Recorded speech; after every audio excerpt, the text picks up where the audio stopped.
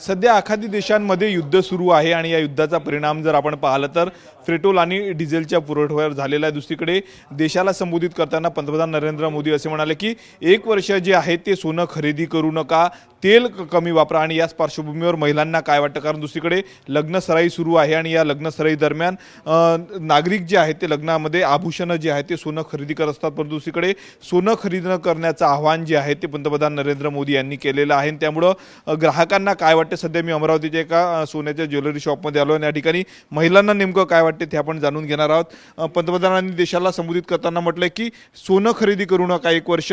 कसं पाहता तुम्ही, आता सोनं खरेदी करण्यासाठी आलात? हां, ज्यांनी आम्हाला दिलेलं आहे त्यांना तर गिफ्ट करणं भाग आहे ना। तुम्ही भावाचं आम्हाला हे देता का की 12 महिन्यानंतर म्हणजे कमी होणार का, त्याची जर गॅरंटी देत असाल तर आम्ही थांबवू शकतो। घ्यावंच लागतं सोनं, घ्यावंच लागते, जे द्यायचं ते करणंच भाग आहे ना। कसं पाहता आव्हानाला मोदींनी हे आव्हान केलं, काय वाटते तुम्हाला? महिला आम्हाला वाटत आहे की जर भाव कमी करत असेल तर आम्ही त्या आव्हानाला हे आहे ना समर्थ आहोत, म्हणजे त्याला आव्हान थांबायला तयार आहे भावाची थांबायला तयार होतो आम्ही। दुसरीकडे सांगितलं की तेल देखील कमी वापरा, भाज्यांमध्ये तेल जपून वापरा, खाद्यतेल ते आरोग्यासाठी आहे, ते बरोबर आहे त्यांचं, ते नाही आम्ही त्याच्यावर हे करत, पण जे गिफ्ट द्यायचं आहे सोनं वगैरे तर खरेदी करणंच भाग आहे। ज्यांना आम्हाला दिलेलं आहे त्यांना तर देणंच भाग आहे ना, म्हणजे रिटर्न करणंच लागेल, करावंच लागतं। हां करावंच लागते। जी पर्स आपले काय जी परंपरा आहे तिथं आपल्याला करणंच भाग आहे ना। आपल्याबरोबर आणखी काही महिला आहे, कहू काय सांगणार तुम्ही? देखील सोनं खरेदी करण्यासाठी आलं, कसं पाहता पंतप्रधानांच्या या आव्हानाकडे? आम्ही सहभागाव, लेकिन आम्ही थांबू शकत नाही। माझ्या मुलाचं 22 जूनला लग्न निघालं आहे, तर सून येणार आहे घरात, तर मला तर गोल्ड द्यावंच लागेल।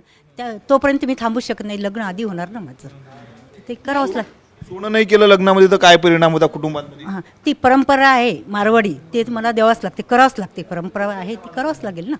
मोदीने थांबा म्हणाले आम्हाला, पण आम्ही थांबू शकत नाही, मुलीच भेटत नाही आहे ना पहिले तर। आता मुलगी भेटली तर सोनं नाही घातलं तर समाज आपल्याला माहिती आहे सगळ्यांना कसं आहे, तर ते करावंच लागतं। त्याचे मग विपरीत परिणाम। हां, नंतर लग्न नाही होणार, तर ते म्हणजे असं चालूच राहणार ना। मुलगी नाही भेटली तर अजून मागचे लहान आहेत आमचे, त्यांचे पण लग्न नाही होणार ना। हे करणं जरुरी आहे आम्हाला। सोनं खरेदी करावंच लागतं। लग्न आहे तर सोनं खरेदी करावंच लागतं। 1 वर्ष आम्ही थांबू शकत नाही। आपल्यासोबत ज्वेलरी मधले काही संचालक आहेत, दादा काय सांगणार? आव्हान केलेलं आहे मोदींनी, कसं पाहताय आव्हानाला आणि काय परिणाम सध्या सराफा व्यावसायिकांवर झाले? सराफा व्यवसाय थोडा कन्फ्युजनमध्ये आहे आणि ग्राहक पण थोडं कन्फ्युजनमध्ये आहे की भाव मोदीजींचं जे आव्हान आहे की सोनं 1 वर्ष खरेदी करू नका, तर संभ्रम असा आहे कस्टमरला की बा सोन्याचे भाव वाढतील की कमी होतील। बस एक नॉर्मली एक ॲव्हरेज बघितला आपण तर सोन्याचा भाव हा कधीच कमी नाही झाला अजून।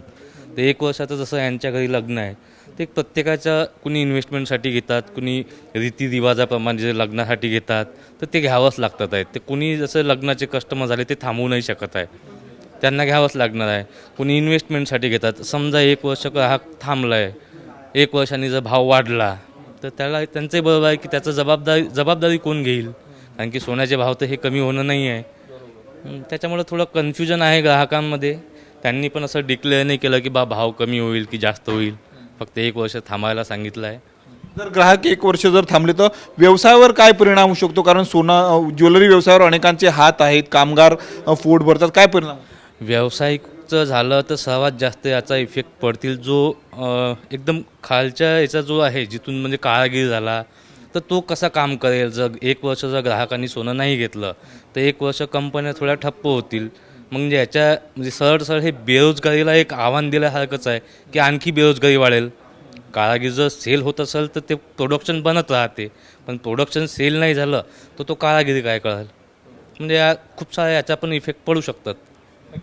इफेक्ट खूप सारा पडू शकतो असं सांगितलं जातं आहे। मी सध्या या दुकानामध्ये आहे आणि सोनं खरेदीसाठी जर आपण पाहतो या ठिकाणी नागरिक आले ज्यांच्या कुटुंबामध्ये लग्न आहेत, ते परिवार जे आहे ते सध्या सोनं खरेदीसाठी आलेले आहेत। आपण बघू शकतो एकंदरीत संपूर्ण या सोन्याच्या दुकानामध्ये सध्या आलेलो आहेत। परिणाम जो आहे तो कन्फ्यूज ग्राहक असल्याचं देखील जे आहे ते या ठिकाणी व्यावसायिकांनी सांगितलेलं आहे। कॅमेरामॅन निकेत दहातोंडेसह मी स्वप्नील उमाप, TV9 मराठी, अमरावती।